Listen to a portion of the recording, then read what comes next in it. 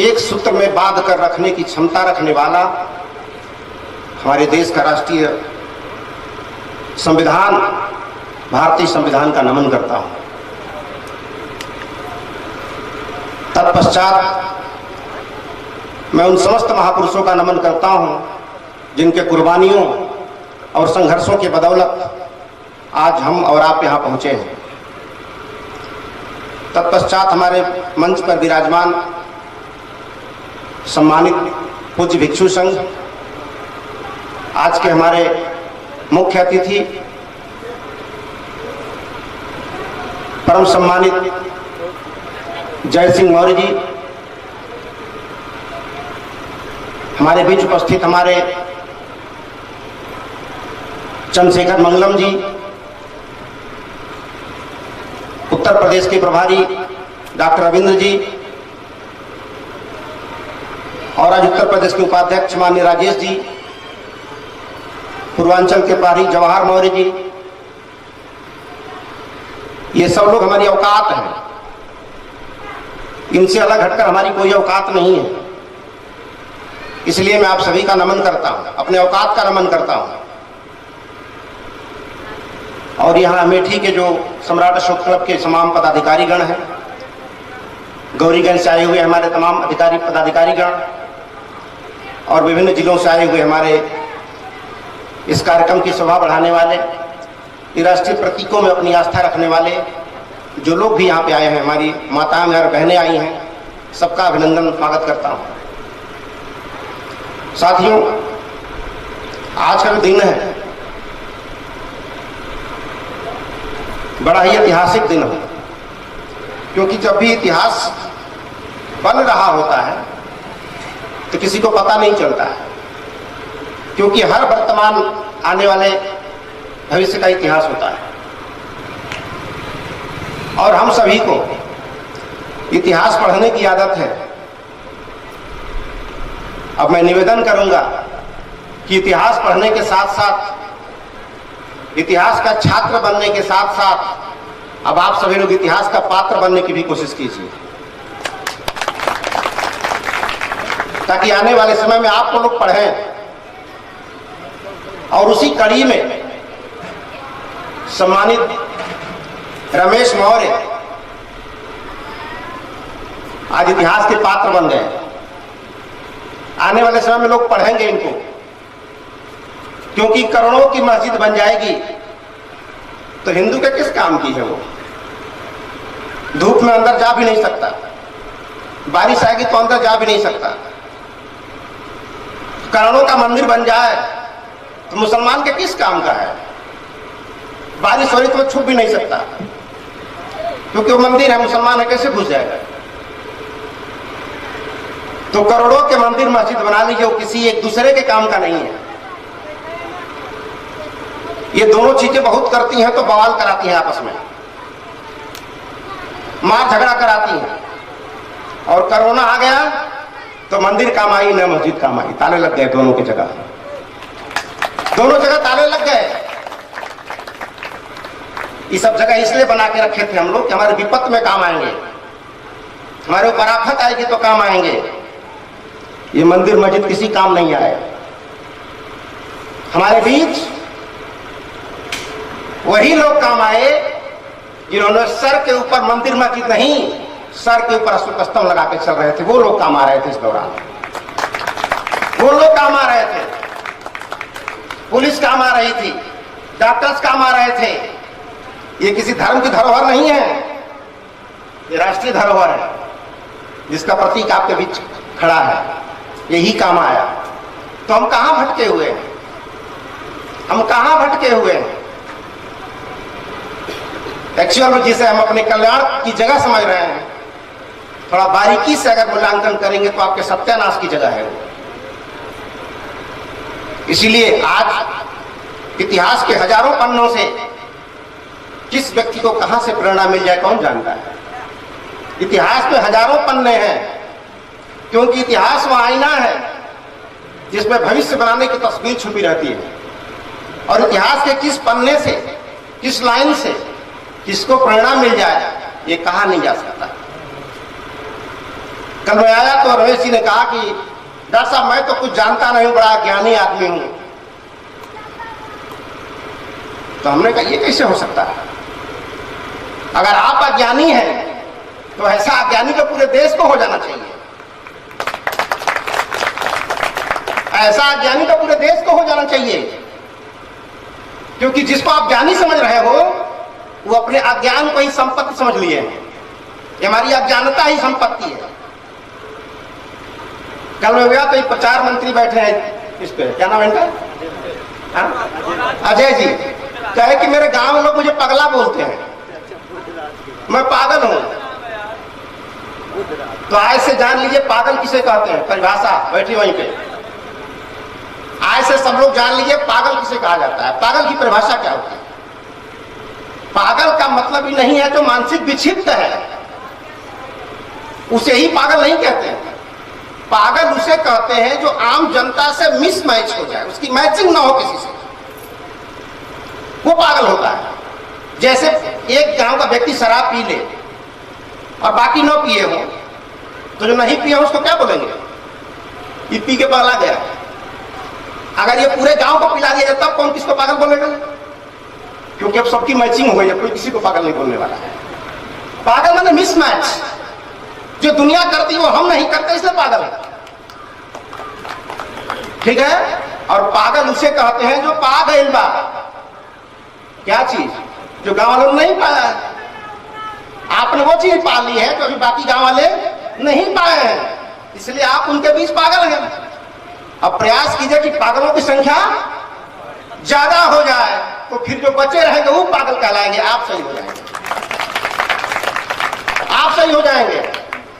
परिभाषा बदल लीजिए। हम तो पूर्वजों के वंशज हैं जो समय का मानक बदलते हैं, समय की परिभाषा बदलते हैं, मानवता की परिभाषा बदलते हैं। तो पागल ही मान लीजिए कि मैं पागल हूं। अगर पागल का चरित्र ऐसा है कि अशोक स्तंभ बनवाता है, तो ऐसे पागल जितने देश में बढ़ेंगे उतना ही देश में मानवीय सद्भावनाओं का जन्म होगा, हिंदू मुसलमान के अंदर मैत्री का भाव जन्म होगा।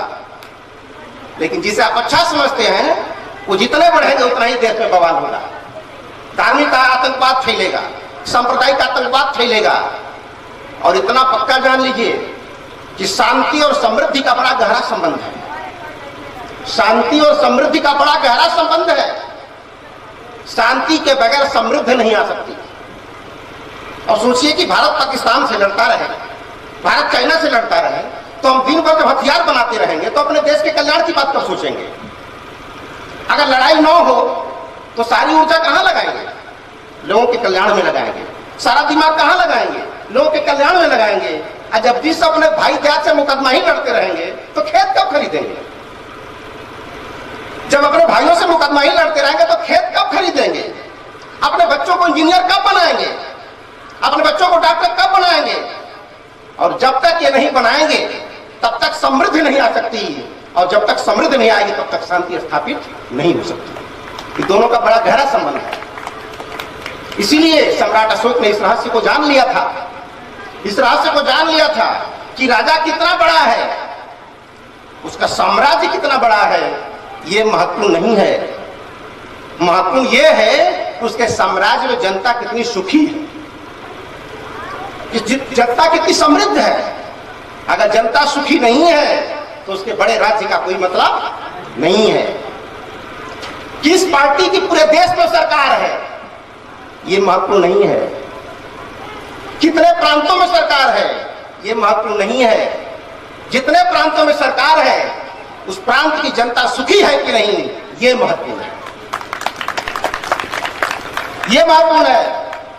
तो सम्राट अशोक ने जनता में खुशहाली लाने का प्रयोग किया था, उनका भाग्य बदलने का प्रयोग किया था। इसलिए उन्होंने कहा, उन्होंने शिलालेख लिखवाया, शिलालेखों के माध्यम से संदेश लिखवाया। और आज से आप लोग जान लीजिए नॉलेज के तहत पर पूरे धरती पर लोक कल्याणकारी संविधान लिखित रूप में लिखने वाला सम्राट अशोक थे। दुनिया का सबसे पहला संविधान अशोक ने लिखा था।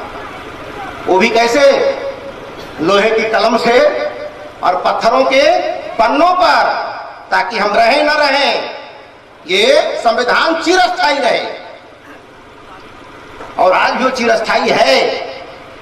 इसीलिए किसी भी सच्ची संस्कृति को आप दफन करने की कोशिश करेंगे तो और फन निकालेगी वो। ध्यान से सुनिएगा, किसी संस्कृति को अगर धरती में दफन करने की कोशिश करेंगे तो फन निकालेगी। आज जब अपने से फन निकालेगी तो फुफकार के निकालेगी, और ऐसा फन निकालेगी कि गड्ढा भी खोदा जाएगा सुल्तानपुर कंधईपुर में तो 50-50 सोने के सिक्के निकलेंगे, जो बताएंगे कि क्या है, कहां छुपाओगे, कहां छुपा के ले जाओगे, कहां ले जाओगे, खोद के निकल तो गया, क्या करोगे उसका। अब यह भी सिद्ध हो गया कि अशोक के जमाने में सोने के भी सिक्के चलते थे, सोने के भी सिक्के थे, तय हो गया आज ही, कौन झुठला सकता है। तो जिस राज्य की लिपियां मिल गई, जिस राज्य की भाषा मिल गई, जिस राज्य की संस्कृति मिल गई, और जिस राज्य की शासन प्रणाली मिल गई, और इस राज्य के प्रतीक चिन्ह मिल गए, उस राज्य की बात नहीं है, बल्कि देश में उस राज्य पर हल्ला मचाया जा रहा है जिस राज्य का आज तक कोई चिन्ह चक्कर मिला ही नहीं, मिला ही नहीं, उस पर हल्ला मचाया जा रहा है। तो हल्ला मचाने से सत्य परेशान हो सकता है, गंगोई को खरीदा जा सकता है कि राज्यसभा का मेंबर बन जा बेटा, जो मैं बोलूंगा वो कर दे बेटा,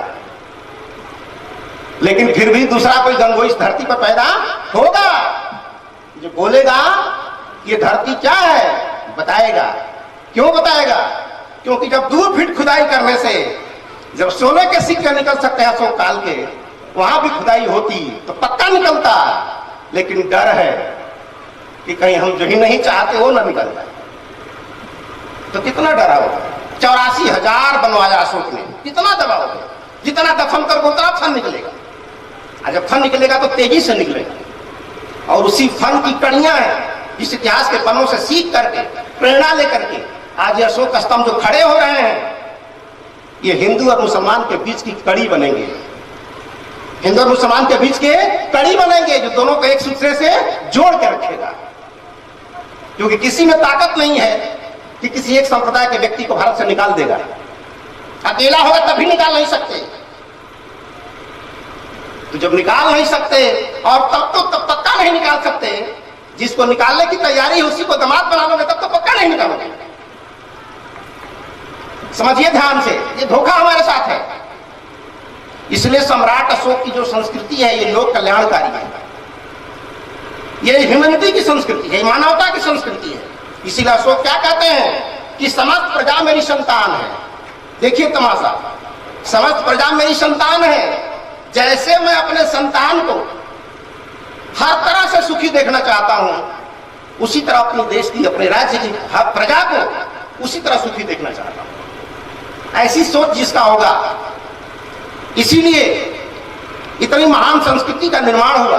मैं तो कलिंग के लोगों का नमन करता हूं जो मारे गए, कलिंग के युद्ध में जो मारे गए, लोग बोलते हैं कि लाखों लोग मारे गए, लाखों लोग महामारी से मर गए। मैं तो नमन करता हूं, मारे नहीं गए, वो शहीद हो गए,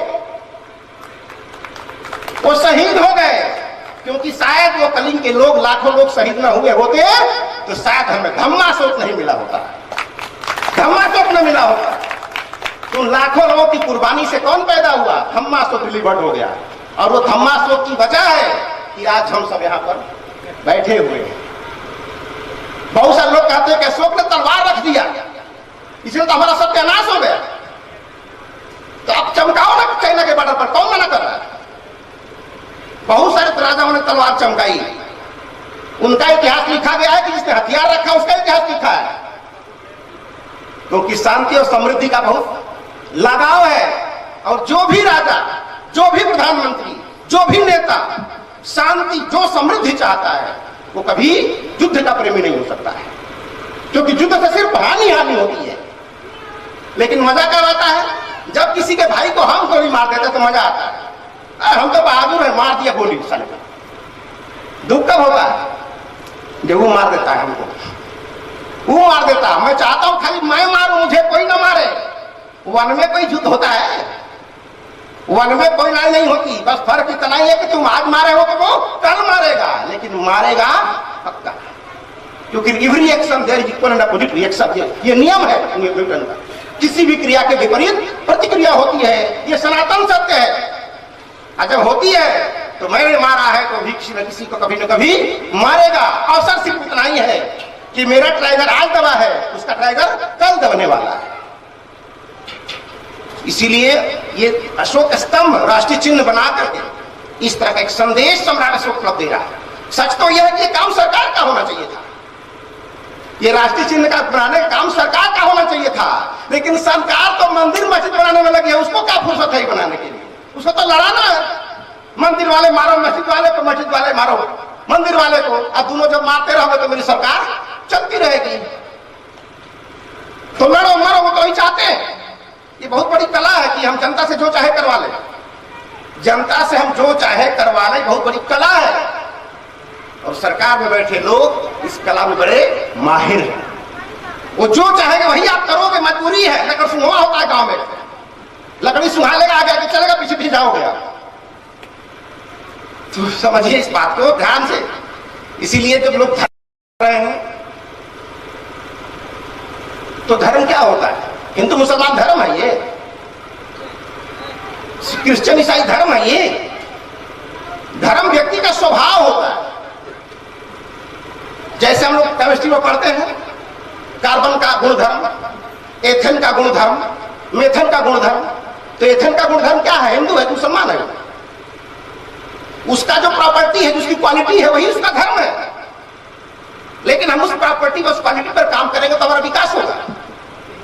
जैसे अगर कुत्ता रास्ते में बैठा है, कुत्ते पर आपका पैर पड़ गया अचानक, कुत्ते पर आपका पैर पड़ गया झटके में, तो आपका पहला एक्शन क्या होगा? पहले हम क्या करेंगे? कुत्ते को मारेंगे या पैर हटाएंगे?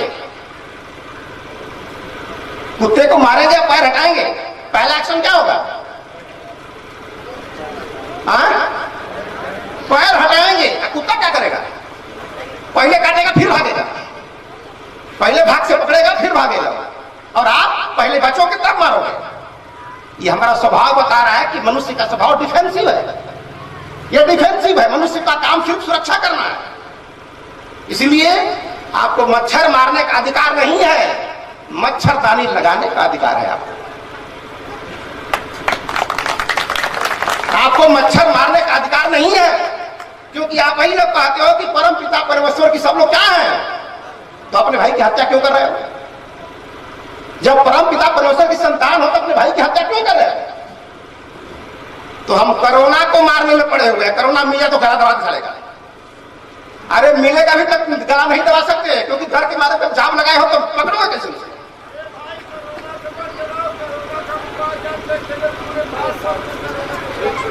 ठीक है, तो कोई भी बैक्टीरिया, कोई भी जीवाणु, कोई भी मच्छर हमारा कुछ नहीं कर सकता अगर हमारी इम्यूनिटी तगड़ी है, हमारी रेजिस्टेंस पावर तगड़ा है।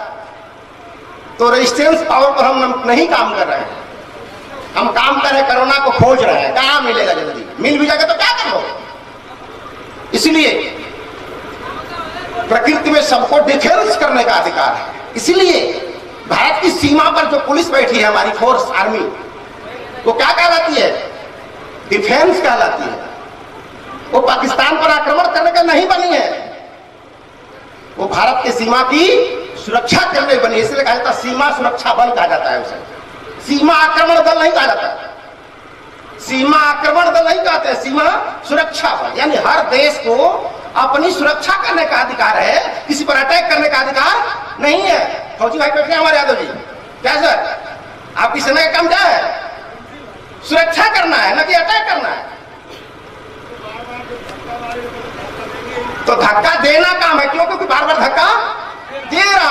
अब धक्का क्यों दे रहा? लोग बोलते हैं आतंकवादी हमारे देश में घुस गया, मच्छर हमारे मच्छरदानी में घुस गया। क्यों घुस गया? क्योंकि मच्छरदानी में कहीं न कहीं तो छेद बंद करेंगे कि मच्छर मारेंगे? छेद बंद एक बार धक्का दोगे नेपाल की तरफ, दूसरी बार घुस जाएगा गुजरात की तरफ से, क्या कर लोगे? छेद है, उस छेद को ठीक कर दो, धक्का देने की जरूरत ही नहीं पड़ेगी। समझो लॉजिक को, छेद ठीक करो। कहीं ना कहीं हमारी मच्छरदानी में बॉर्डर पर छेद है, अगर छेद न हो तो मजाक घुस आतंकवादी। समझो इस रहस्य को, सच्चाई बड़ी कड़वी होती है। अब इस छेद के माध्यम से मैं अपने जवानों पर शक नहीं कर रहा हूं, लेकिन कहीं ना कहीं छेद है, चाहे जिस वजह से हो। इसीलिए अशोक ने कहा इस छेद को बंद करो, और इस छेद को बंद होगा तब जब तुम्हारी आंतरिक शक्ति बढ़ेगी तब। लेकिन हम तो ये कह के खुश हो लेते हैं कि जितने देश में लोग मरे हैं हमारे देश में कम मरे, ये खुशी का बात है। जैसे कोई लड़का फेल हो जाता है परीक्षा में, फेल हो जाता है तो क्या कहता है, हम फेल हुए हैं लेकिन दिनेशों से ज्यादा नंबर पाए, संजय से ज्यादा नंबर पाए, हम भले फेल हो गए क्या हुआ, लेकिन अपने पड़ोसियों से नंबर ज्यादा पाए हैं। ऐसा ही मूल्यांकन हमारी सरकारें कर रही हैं। हम फेल हो तो क्या हुआ, लेकिन पाकिस्तान से ढेर नंबर पाए हैं, चाइना से ज्यादा पाए हैं, अफगानिस्तान से ज्यादा पाए हैं। अरे कितना पाए हो, फेल ही तो, फेल ही तो। फेल कहने में शर्म लग रही है क्योंकि अच्छे दिन आ गए हैं, इसी के लिए तो हम परेशान थे। तो कैसे कहा तुम नहीं आए हैं? तो फेल ही कहना, क्योंकि ट्यूशन पढ़ाया मैंने, इतना पढ़ाया लिखाया, पैसा खर्च किया, तो फेल कैसे कह दूं मैं फेल नहीं हूं, कम नंबर पाया हूं। ठीक है, ये हालत हमारी है, ये साइकोलॉजी है, और इस साइकोलॉजी की मार्केटिंग हमको इसी में हम ठगे जा रहे हैं। इसीलिए शिव स्तंभ बन रहे हैं, ये इसीलिए बन रहे हैं कि अपना ध्यान धार्मिक बवालों से हटाओ और अपने ध्यान को राष्ट्रीय मुद्दों पर लगाओ, राष्ट्रीय मुद्दों पर लगाओ। क्योंकि राष्ट्रीय मुद्दे जब उछलेंगे तो देश के प्रत्येक व्यक्ति का कल्याण होगा, और धार्मिक मुद्दे उछलेंगे तो सिर्फ पुजारियों का कल्याण होगा, बाकी लोगों का शोषण ही होगा।